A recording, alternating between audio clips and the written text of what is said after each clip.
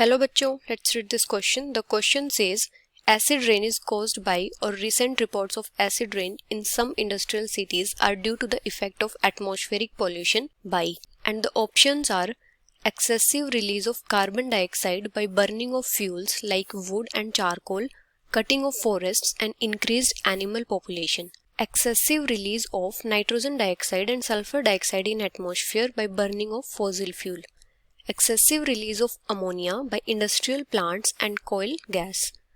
Excessive release of carbon monoxide in atmosphere by incomplete combustion of coke, charcoal and other carbonaceous fuel in paucity of oxygen. अभी अगर हम की concept की बात करें तो यहाँ पे हमारा की कॉन्सेप्ट क्या होगा? अगर हम बात करें एसिड रेन की, तो एसिड रेन के जो मेन कंट्रीब्यूटर्स होते हैं वो कौन से होते हैं? Sulphuric acid and nitric acid. ये क्या होते हैं? मेन कंट्रीब्यूटर होते हैं एसिड रेन के।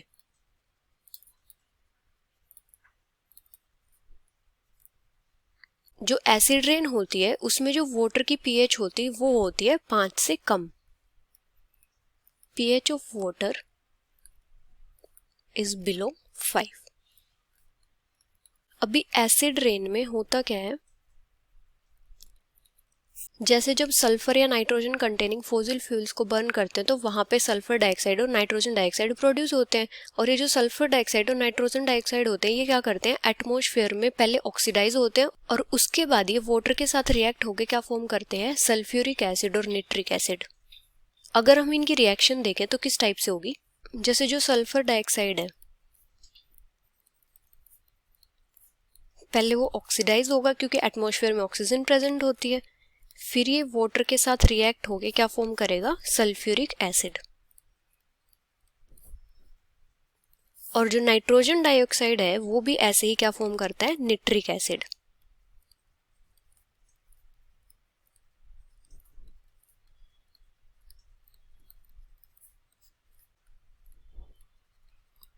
और ये जो सल्फ्यूरिक एसिड और निट्रिक एसिड है ये क्या है? मेन कंट्रीब्यूटर है एसिड रेन के।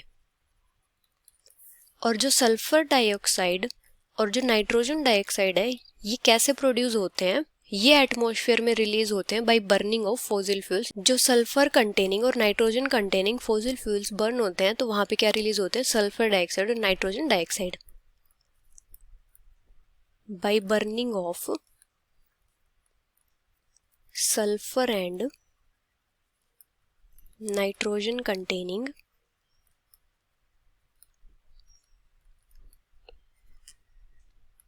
fossil fuels। अभी क्या होता है कि जो इंडस्ट्रीज होती है वहां से सल्फर डाइऑक्साइड रिलीज होती है, is released from the industries.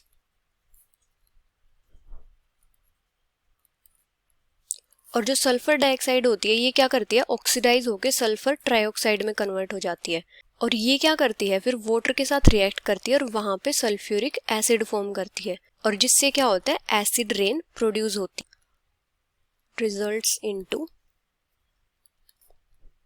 Acid rain.